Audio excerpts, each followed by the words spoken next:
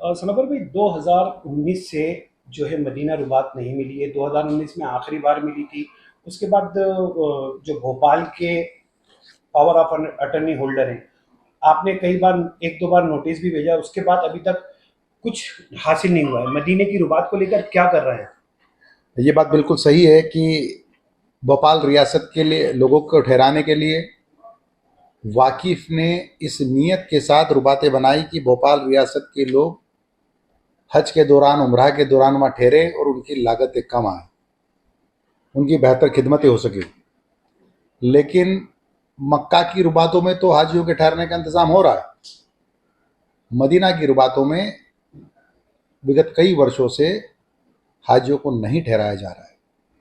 मुझे 1 साल के लगभग हुआ है इस जिम्मेदारी पर, लेकिन ये बातें मुझे, जब मैं हज कमेटी का अध्यक्ष था तब से ही मैं इसमें मेरी रुचि रही है कि हाजियों की बेहतर खिदमत हो, आज़मीन हज अल्लाह के मेहमान होते हैं, उनकी बेहतर खिदमत हो। तो कहीं ना कहीं कुछ कमियां रह रही है। जब से हमने वक्फ बोर्ड में काम संभाला है, हमने लगातार इस बात की कोशिश की है कि मदीने में रुबातों का इंतज़ाम भी ठीक तरह से हो, भोपाल रियासत के लोग वहाँ ठहर पाए। हमने कई बार अपनी जो मुतवल्लिया हैं सबा सुल्तान जी, उनको पिछले साल भी पत्र लिखा, उनको नोटिस भी दिया।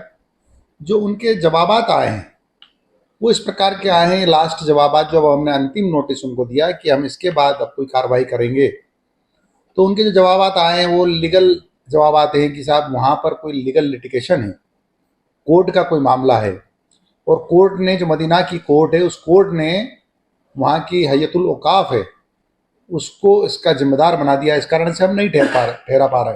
तो हमने कहा है कि ये लिटिगेशन जो है, इसमें क्या हमारी पैरवी सही तरीके से नहीं हो पाई है या किसकी कमी है, उस पर कार्रवाई कीजिए, अपील कीजिए अगर वहाँ अपील की व्यवस्था है।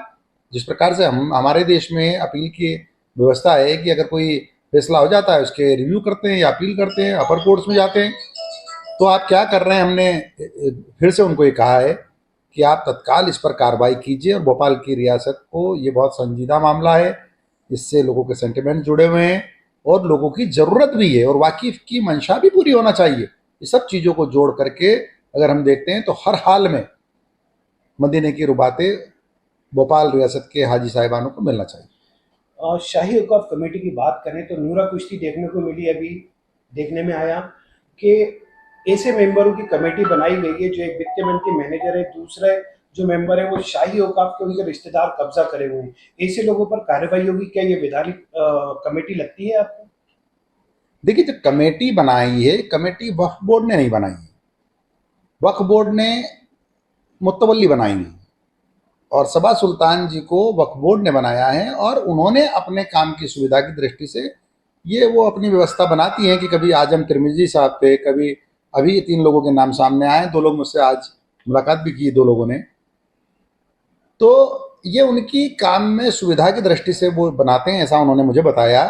लेकिन ये बात सही है कि वक्फ के काम से जो जुड़े हुए लोग हैं उन पर वक्फ एक्ट लागू होता है, और इस प्रकार से जो सीधे उनके ब्लड रिलेशन के लोग अगर सीधा जुड़ा हुआ है या अतिक्रमणकारी हैं, तो ऐसे लोग वैधानिक रूप से वक्फ एक्ट के तहत वक्फ की व्यवस्था में नहीं होना चाहिए। इनके ऊपर कार्रवाई की जाएगी अगर साबित होता है? मुझे किसी ने अभी तक कोई शिकायत नहीं की है। अगर कोई मुझे शिकायत करेगा तो मैं इसकी जांच करवाऊंगा, और जांच में अगर सिद्ध पाया गया तो जरूर कार्रवाई होगी। और आखिरी सवाल, मुतवल्ली जो हैं उन्होंने जब से भी वो मुतवल्ली बनी है, आज तक वक्फ की या औकाफ की मीटिंग उन्होंने कभी विवरण दिया कि आज तक कितनी मीटिंग्स ली गई हैं उसको लेकर? देखिए, कई कमियां हैं और हमने कई नोटिस दिए। अभी हमने फिर एक नोटिस दिया है। अब सब चीज़ों को प्रचारित प्रसारित करना, अगर आप आएंगे तो हम प्रचारित भी करेंगे, लेकिन मेरी मेरी आदत नहीं है, रुचि नहीं है। अभी फिर हमने एक नोटिस दिया है। अभी 2017 तक के जो हमारे ऑडिट थे उनमें अनेक कमियां और अनेक खामियां पाई गई। ये तक देखा मैंने कि एक प्राइवेट पर्सन को हज पर पहुंचा दिया और उसका हिसाबात जो है वो शाही औकाफ ने 2017 में हमको जो हिसाबात दिए उसमें डाल दिया। तो ये तो ठीक नहीं है। वाकिफ ने संपत्तियां इसलिए वक्फ नहीं की थी कि आप अपनी मर्जी के व्यक्ति को हज पर भेज दें।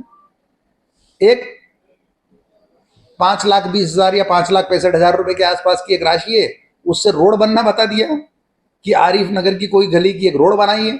अब भैया भैया आपको वाकिफ की मंशा इस प्रकार की तो नहीं थी कि आप वहां एक रोड बनाएंगे, या रोड बनी ही नहीं और पैसा निकाला है। इन सब पर भी हमने एक नोटिस दिया है। मैंने 20-22 बिंदुओं का एक नोटिस फिर से उनको दिया है और उन सब पर जवाब मांगा है, क्योंकि वो ऑडिट आपत्तियां थी और 2017 के बाद से लगातार, उन ऑडिट आपत्तियों के बाद से लगातार आज दिनांक तक हिसाबात हमको प्रस्तुत नहीं किए गए।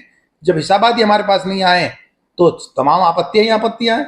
तो हमने हिसाबात के लिए भी उनको टाइम लिमिट दी है और कहा है कि 30 दिन के अंदर आप 2017 के बाद के सारे हिसाबात पेश कीजिए और 2017 की जो 20-22 बिंदुओं के ऑडिट आपत्तियां उन सबको आप पूरा कीजिए, वरना क्यों ना आप पर कार्रवाई की जाए। बहुत सारे पॉइंट आपने बताए हैं कि ये आपत्ति हैं, बहुत सारी शिकायतें भी शाही हुकूमत को लेकर है। क्या मुतवल्ली आपसे मिलना नहीं चाह रहे हैं या इस बात को मिलने के लिए टाल रहे हैं? नहीं नहीं, ऐसा कुछ नहीं है, ऐसा कुछ नहीं है। अगर हम उनको नोटिस निकालेंगे कि आप व्यक्तिगत रूप से आकर बताइए तो देंगे। पिछली बार 2023 में हमने जब उनको नोटिस दिया और आजम तिरमिदी जी अपने दस्तखत से जवाब लेकर आ गए, हमने उसको मान्य नहीं किया। उन्होंने कहा कि साहब वो अमेरिका में, हमने कहा भाई मुतवल्ली वो हैं, तो उन्होंने अमेरिका से अपने जवाब साइन करके पहुंचाए हमको। ऐसी कोई बात नहीं।